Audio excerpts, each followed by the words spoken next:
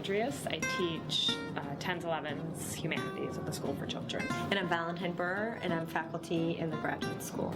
In this issue of the occasional papers, we're looking at inclusion from a range of perspectives. We're looking at it from a historical perspective, what has been the evolution of classrooms that serve the needs of kids with and without disabilities, what's our current state of serving kids with and without disabilities together.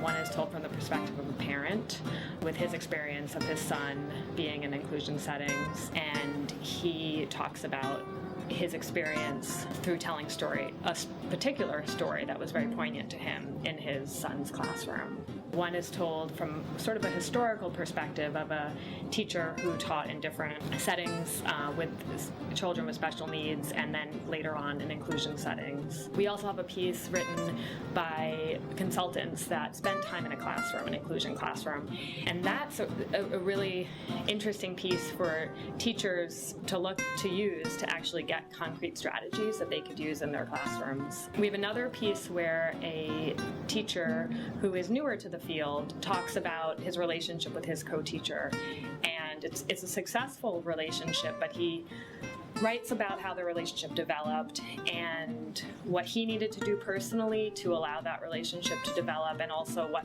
structures had to be in place from the outside.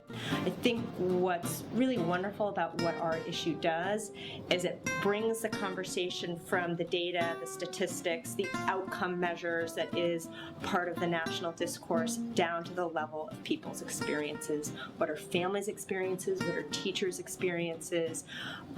What are the experiences that people are having on the ground and in the field? And I think that also speaks to the power of the Occasional Paper series.